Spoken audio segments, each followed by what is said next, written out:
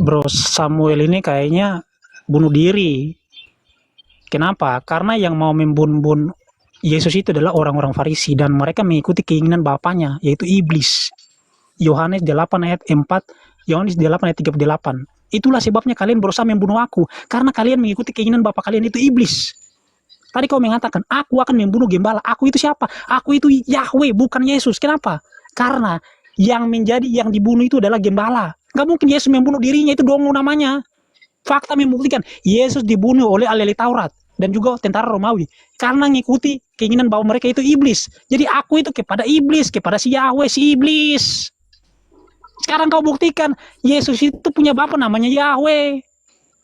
Kalau Yahweh itu kan Tuhannya orang Farisi, Yesus bilang ini, iblis lah yang jadi bapamu. Bapaknya orang Farisi, si Yahweh itu adalah iblis. Jedar, jedar, jedar.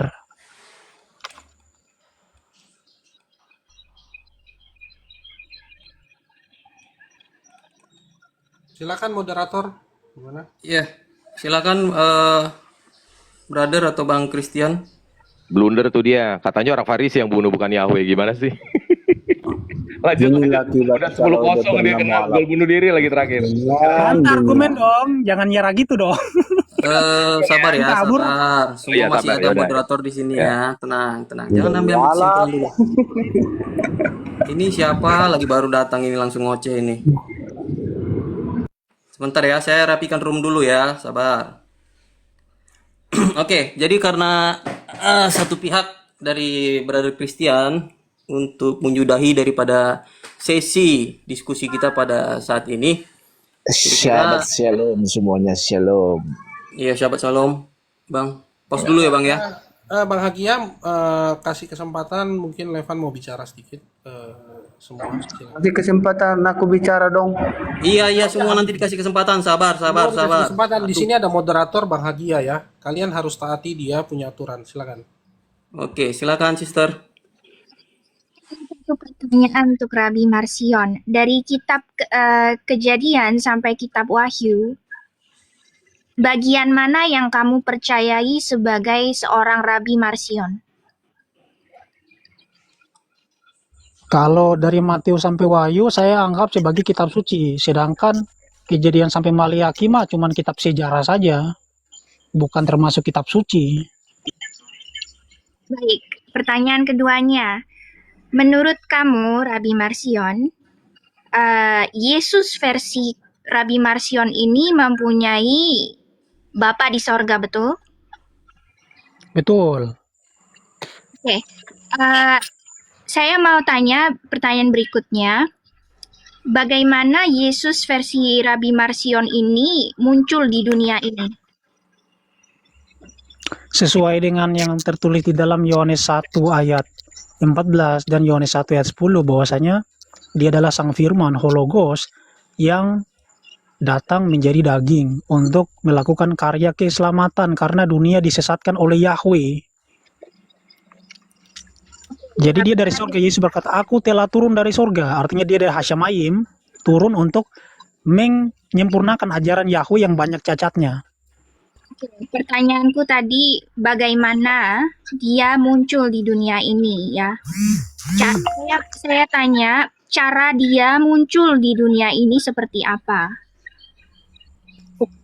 Ia datang berinkarnasi, dikandung oleh seorang wanita, dilahirkan, hidup seperti kita selama 33 tahun, kemudian naik ke surga.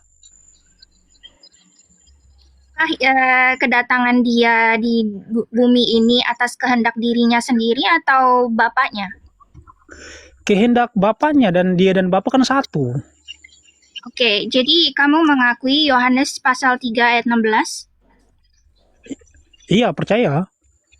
Kalau percaya berarti Bapak yang memberikan Yesus ini artinya untuk disalib. Betul, dia kan mengutus anaknya untuk menebus manusia dari dosa. Berarti bapaknya Yesus, Rabi Marsion, juga pembunbun? Tentu saja tidak dong, karena yang membun-bun kan iblis. Salah, Rabi Marsion. Kan yang sebentar. Kan yang membun-bun Yesus kan bukan bapaknya Yesus, tapi iblis si Yahweh. Kan dibilang kan, aku Yahweh akan membunuh Yesus gembala dan kawanan domba, murid-muridnya akan tercerai-berai. Berarti maksud kamu bapaknya Yesus ini menyuruh dia datang ke bumi dan membiarkan dia untuk dibun-bun oleh si iblis. Iya, karena bapaknya Yesus itu dia bisa merubah kutuk menjadi berkat.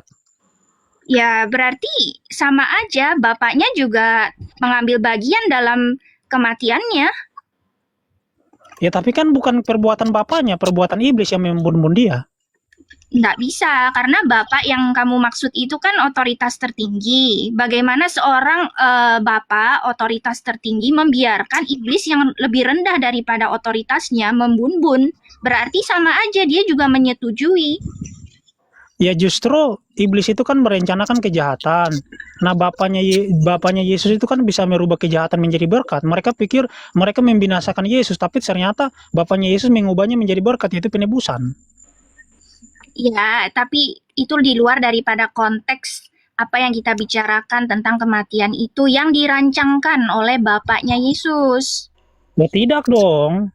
Kan Bapak Maha tahu, tapi dia tidak merancangkan untuk pembunuhan Yesus, tapi dia mengetahui bahwa itu akan terjadi. Di Yohanes 3 ayat 16, bukankah di sana tertulis bahwa yang memberikan anaknya itu adalah Bapa?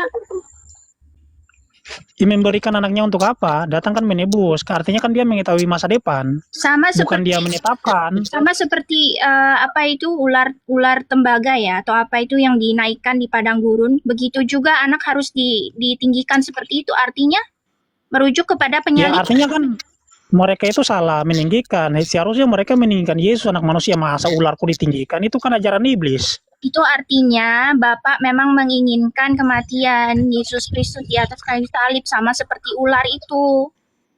Ya menghendaki kan bukan berarti dia yang membun-bun, artinya kan dia mengetahui dan dia membiarkan hal itu terjadi. Tapi apakah dia yang melakukan kejahatan? Kan enggak. Apakah dia yang membun-bun? Apakah dia yang menyalib? Ya enggak. Yang melakukan itu kan umat iblis. Konsepnya sama aja ketika kamu bilang Yahweh itu memerintah orang-orang Israel untuk ngebun-bun. Padahal kan bukan Yahweh yang turun tangan. Terus sekarang apa bedanya? Ya kalau itu kan menyuruh untuk melakukan kejahatan itu. kalau kalau Bapak kan menyuruh Yesus menebus kan bukan untuk melakukan kejahatan. Kita tidak bicara kejahatan atau kebaikan, kita bicara tentang aksi pembun-bun itu. Ya iya kan gini, kalau bapaknya Yesus mengutus Yesus untuk memberantas kejahatan. Kalau bapaknya Yahudi yaitu si Yahweh menyuruh orang melakukan kejahatan, melakukan pembunuhan atau genosida. Ya, makanya kan yang difokus di sini masalah pembun-bun, bukan masalah mana yang baik, mana yang jahat kan? Wah itu juga harus dong, masa Tuhan otoriter begitu? Kan kamu yang memvonis Yahweh itu pembun-bun karena dia jahat karena dia dia memerintahkan pembunuhan itu. Ya kan? Hah? Dia menginginkan kematian itu. Makanya kamu memvonis Yahweh itu jahat. Ya karena dia membunuh yang nggak bersalah, makanya kan jahat. Ya Sebentar, makanya nggak bersalah, aku Saya bantu Levan sebentar ayatnya. Saya penjelasan bantu. kamu sendiri tadi sama juga. Sebentar Levan, saya bantu ayatnya. Levan udah kalah nih, makanya 1 diganti nih. Sebentar. 1 Oke lah, Korintus 15 ganti-ganti. ayat 27. Levan udah kalah. Sebab segala sesuatu telah ditaklukkannya di bawah kakinya. Di sini Bapak ya. Ditaklukkannya di bawah kakinya. Tetapi kalau dikatakan bahwa segala sesuatu telah ditaklukkan, maka teranglah bahwa ia sendiri yang telah menaklukkan. Di sini ia sendiri adalah Bapa. Ia sendiri yang telah menaklukkan segala sesuatu di bawah kaki Kristus. Itu tidak termasuk di dalamnya. Bapa tidak termasuk di dalamnya. Jadi ini Bapa di sini Bro Sis Levan di 1 Korintus 15 ayat 27. Bapaknya Yesus itu yang bukan Yahweh yang menaklukkannya. Nah, jadi benar. Jadi bapaknya Yesus yang Wah, membuat kamu dia udah mati. mengakui ya bapaknya Yesus Lanjut bukan Levan, Yahweh ya? Levan. Lanjut. Ya, Oh udah mengakui nih, udah jadi Masio nih, Samuel. Halo. Tunggu ada ini moderator mau ngomong selanjut. Sabar ya, sabar. Jadi Kita kasih kesempatan tadi sorry ya Bang Christian juga saya granted permission. Kenapa? Karena dia hanya membackup untuk memberikan ayat ya untuk jadi reminders kepada Sister Levan. Itu bukan memberikan narasi-narasi tambahan. Jadi makanya saya kasih permission. Saya berusaha selalu objektif ya dalam hal ini ya, Brother Demian ya. Jadi kita berusaha untuk diskusi kita Siap. tetap kondusif. Oke, terima kasih. Silakan, Brother Demian dan Iya, Sister Levan. Saya tanggapi dikit ya Bang ya. Silakan. Bapak mengutus anaknya itu untuk mengajarkan kasih, memberitakan damai sejahtera, memberitakan Injil Kerajaan Allah. Bapaknya Yesus nggak pernah mengutus Yesus Ada Injil untuk zaman itu ada membun-bun. Injil. Sebentar dulu, Pak. Untuk Silakan lanjut, sudah membun-bun saya mute. atau untuk melakukan kekerasan atau kejahatan atau genosida. Nggak pernah. Tapi, Levan, kalau kamu baca, bapaknya orang Yahudi mengutus anak-anaknya itu bangsa Israel. Kau bayangkan, menggenosida, membun-bun, menganiaya. Kau bayangkan tuh, bangsa Amalek, rakyat sipilnya dibun-bun, pohon-pohonnya ditebang, binatang-binatang yang nggak bersalah dibun-bun. Kecuali satu aja yang dibiarkan hidup oleh Yahweh, yaitu wanita perawan. Kalau wanitanya nggak perawan, dibun-bun semuanya. Bayi-bayi dibun-bun, anak-anak sulung dibun-bun. Hanya satu aja, yaitu harta rampasan perang, yaitu emas, perak, dan juga manusia. Manusia ini kalau yang nggak mau tunduk dijadikan budak atau tawanan, yang masih perawan dijadikan istri. Kalau nggak dipakai lagi dibuang aja sama orang Israel. Misalkan dia ngambil seorang wanita nih, tuh. Apakah ini ajaran Tuhan yang benar? Saya yakin nggak mungkin Tuhan yang benar, Tuhan yang memiliki kasih, melakukan hal-hal keji seperti ini mustahil. Makanya Yesus bilang apa? Sebelum aku adalah pencuri dan perampok. Yang suka merampok itu siapa? Ya Yahweh, harta rampasan perang. Iblis adalah pembun-bun manusia sejak semula. Loh, yang sering membun-bun itu siapa? Yahweh. Nggak pernah di perjanjian lama nih ya. Kalian baca nih. Yang katanya iblis atau setan membunuh manusia. Nggak ada. Yang membunuh cuma satu, Yahweh. Iblis, ketika dia menggoda Ayub nih ya, dia nggak membun-bun Ayub. Tidak ada satu manusia pun di perjanjian lama yang disebut sebagai iblis. Dia membun-bun satu manusia pun nggak ada. Tapi kalau di perjanjian lama, Yahweh selalu menggenosida. Artinya maksud Yesus bahwa iblislah bapamu. Maksudnya bukan kepada iblis yang di perjanjian lama itu. Tapi iblis yang Yesus maksud itu ya si Yahweh. Baik, terima kasih Brother Demian ya, karena saya kasih Falasi timer ya. secara Demian personal ini juga ya memang di sini ya. kacau bentar, Demian. bentar.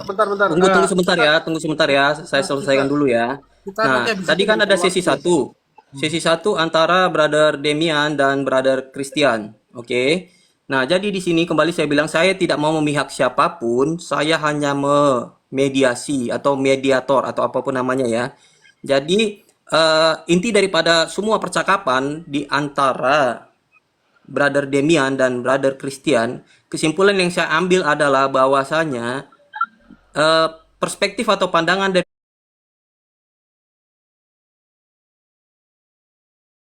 Yesua itu atau Yesus itu punya nama, kalau diambil dari etimologi berarti Yehova yang menyelamatkan. Tapi entah bagaimana sampai di satu titik dia menjadi, ya bahasa saya ya, independen. Entah bagaimana menjadi independen sehingga Yehovanya itu dihilangkan, lalu tiba-tiba hanya Yesus itu sendiri dah yang menyelamatkan. Oke. Jadi kesimpulan yang lain-lainnya juga itu bisa diambil oleh masing-masing kita yang menyimak atau memperhatikan diskusi yang saya pikir sangat mengedukasi ini ya. Kalian ambil kesimpulan masing-masing. Saya tidak di sini untuk menyatakan who's the winner gitu ya, untuk mendapatkan piala, tidak seperti itu.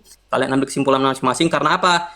Karena kalau saya memberikan kesimpulan saya pribadi, itu nanti sudah menjadi tidak fair ya, atau subjektif. Bisa saja saya diklaim saya membela si A, si B karena dekat atau apa, tidak ya, tidak seperti itu.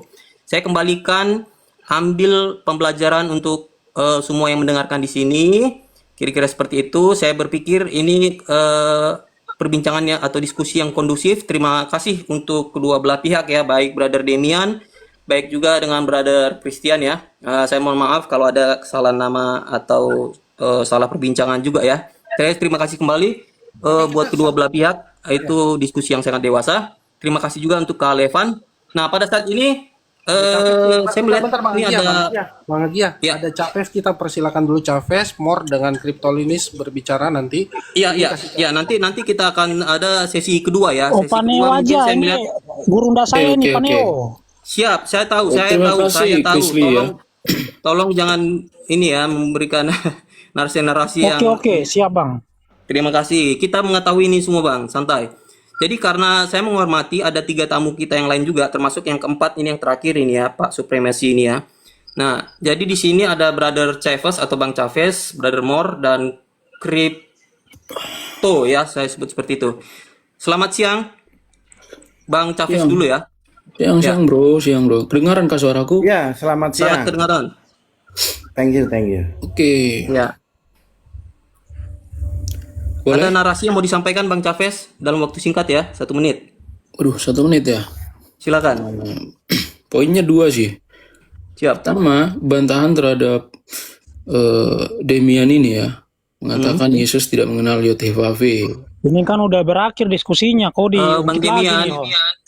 Apaan sih ya ini? nggak apa-apa, itu kan bisa dicatat pribadi saja nanti ya. Makanya saya bilang kasih Oh, kesempatan siap. untuk orang lain berbicara, Bang. Boleh, Bang ya. Mau dia ngomong apapun selagi itu sopan, saya pikir itu perlu kita consider ya. Kita perhatikan. Silakan lanjut Bang Chavez. Ya, narasimu itu perlu dibantah, itu aja. Terlepas kau setuju atau tidak terhadap bantahanku itu ya, itu urusanmu ya. Yohanes 7 ayat 9. Tuhan Yesus itu mengenal YHWH. Aku mengenal dia sebab aku datang dari dia, dari YHWH itu. Dan YHWH itulah yang mengutus dia. Bahkan lebih lanjut, YHWH itu diakui oleh Tuhan Yesus sendiri sebagai Bapaknya. Matius 11 ayat 27. Nah itu Demian ya. Terus juga apa yang dilakukan YHWH pada perjanjian lama itu disetujui, dibenarkan oleh Tuhan Yesus Kristus sendiri. Tuhan Yesus setuju pada apa yang dilakukan YHWH terhadap apa? Terhadap air bah Nuh. Terus juga falasimu yang mengatakan bahwa penghakiman itu menjadi pembunuhan. Itu lucu. Lucunya tuh gini. Bahkan Yesus sendiri itu tadi si bro Samuel sudah mengatakan, penghakiman itu akan diserahkan kepada Tuhan Yesus. Dia akan menghakimi secara dahsyat yang mengakibatkan orang-orang sepertimu mati. Nah, apakah itu jahat? Nah, itu loh. Pakai otaknya gitu. Udah habis waktuku. Mantap Bang Agia. Terlalu singkat waktunya. Iya, sabar Bang Demian, sabar Jangan Demian. ad hominem ya, jangan ad Bang hominem ya. Demian. Iya, tidak perlu ya Bang Demian ya. Karena Bang Demian